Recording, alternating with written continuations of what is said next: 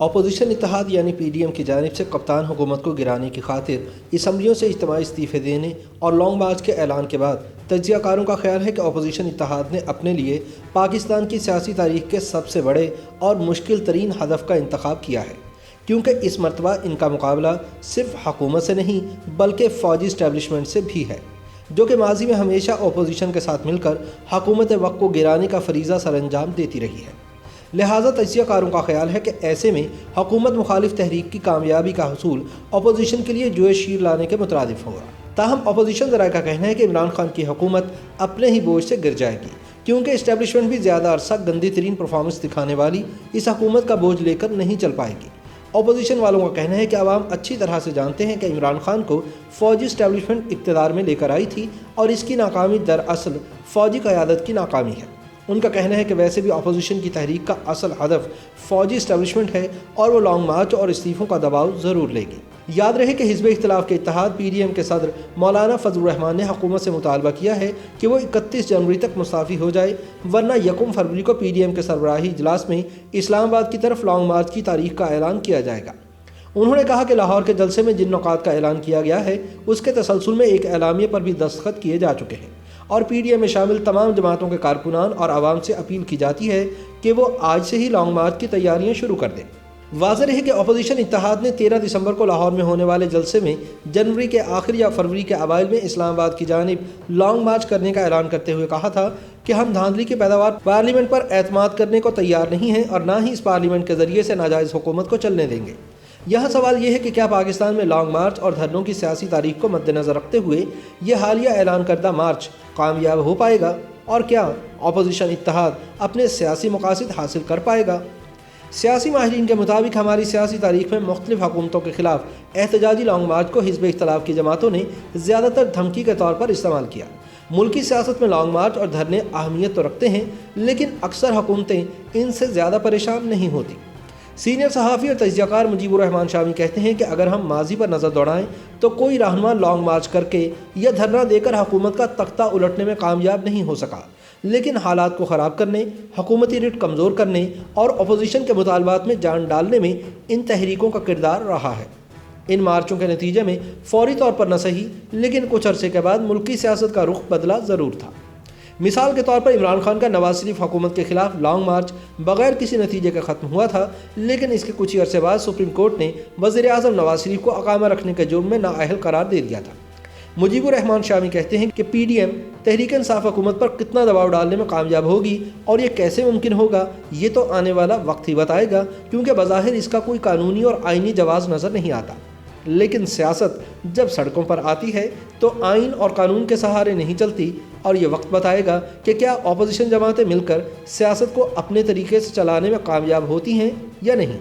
مجیب الرحمان شامی کا مزید کہنا تھا کہ اپوزیشن یہ چاہتی ہے کہ ایک ڈیڈ لاک پیدا کیا جائے اور حکومت مفلوج ہو کر رہ جائے، لیکن یہاں یہ امر دلچسپ ہے کہ ملکی تاریخ میں پہلی مرتبہ اپوزیشن کا ہدف صرف حکومت ہی نہیں بلکہ اسٹیبلشمنٹ بھی ہے۔ ایسے میں اکیلی اپوزیشن دو بڑی قوتوں سے کیسے نمٹے گی اور انہیں کیسے شکست دے گی؟ ملکی تاریخ میں آج تک تو ایسا ہوا نہیں ہے۔ مجیب الرحمان شامی نے کہا کہ بظاہر اپوزیشن نے اپنے لیے جو ہدف منتخب کیا ہے وہ بہت مشکل دکھائی دیتا ہے اور اس کا حصول آسان نہیں ہے۔ ان کا کہنا تھا کہ آج تک پاکستان کی سیاسی تاریخ میں جب بھی حکومت اور اپوزیشن کے درمیان جھگڑا حد سے بڑھا ہے تو فوج نے مداخلت کی ہے اور فریقین کو الگ الگ کر کے فوج کو اپنی حکومت قائم کرنے کا موقع ملا ہے۔ شامی نے سوال کیا کہ کیا اس بار بھی معاملات اس انجام تک جائیں گے یا مختلف صورتحال ہوگی؟ اس بارے میں حتمی تبصرہ کرنا قبل از وقت ہوگا۔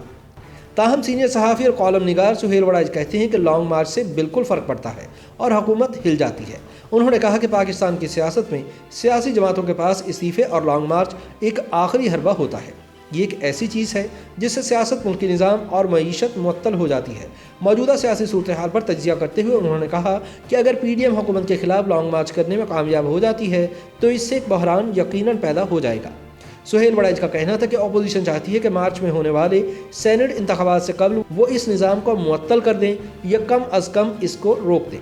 سہیل وڑائچ نے کہا کہ اگر سینٹ انتخابات میں پی ٹی آئی اکثریت حاصل کرنے میں کامیاب ہو گئی تو یہ اپوزیشن کے لیے مزید مشکل ہو جائے گی، لہٰذا یہ اس لیے بھی مارچ سے پہلے لانگ مارچ کرنا چاہتے ہیں۔ ایک سوال پر کہ کیا اپوزیشن کے صفوں میں استعفوں کے بارے میں کوئی تذبذب ہے، انہوں نے تبصرہ کیا کہ جب اپوزیشن کو یہ یقین ہوگا کہ استعفوں کے بعد نظام چل نہیں سکے گا اور نئے انتخابات ہی ہوں گے تو سب استعفے دے دیں گے۔ انہوں نے کہا کہ پیپلز پارٹی کے استعفوں کے حوالے سے بلاول بھٹو زرداری ابہام ختم کر چکے ہیں اور اب تمام جماعتیں تمام اسمبلیوں سے استعفے دینے پر متفق ہیں۔ سہیل وڑائچ کا کہنا تھا کہ اگر P D M long march کرنے میں کامیاب رہی تو حکومت پر دباؤ بڑھے گا اور اصل امتحان بھی حکومت کا ہوگا کہ وہ اس صورتحال سے کیسے نمٹتی ہے، کیا وہ مذاکرات کا راستہ اپناتی ہے یا طاقت کے استعمال سے اسے ختم کرنے کی کوشش کرتی ہے۔ اس سب کا فیصلہ اگلے آنے والے چند ہفتوں کے حالات پر منحصر ہے۔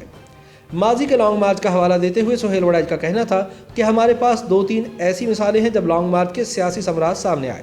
جن میں سابق وزیر اعظم نواز شریف کی قیادت میں عدلیہ بحالی کی تحریک کا لانگ مارچ جب گوجرانوالا پہنچا تھا تو تیسرے فریق کی مداخلت پر عدلیہ بحالی کا وعدہ ہو گیا۔ اسی طرح 90 کی دہائی میں پیپلز پارٹی کے چیئرپرسن بے نظیر بھٹو نے لانگ مارچ کرنا تھا تو ایک دن پہلے ہی تیسرے فریق کی کال آ گئی اور اس کے بعد نواز شریف کی حکومت جاتی رہی۔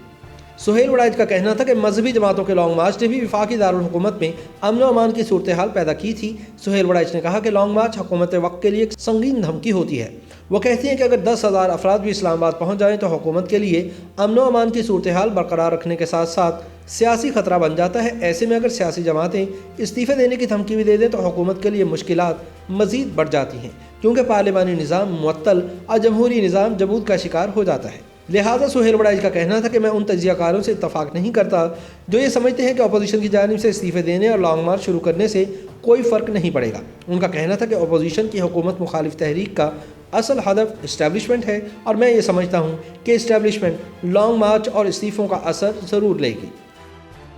YouTube پر گوگلی نیوز دیکھنے کے لیے youtube.com کی سرچ بار میں googly news T V type کریں۔ گوگلی نیوز کے پیج پر سرخ رنگ کے سبسکرپشن والے بٹن پر کلک کرنا نہ بھولیے۔ YouTube پیج پر اپلوڈ ہونے والی ویڈیوز سے باخبر رہنے کے لیے بیل آئیکن پر کلک کیجیے۔ آپ کو ہر نئی ویڈیو کے بارے میں نوٹیفیکیشن موصول ہو جائے گا۔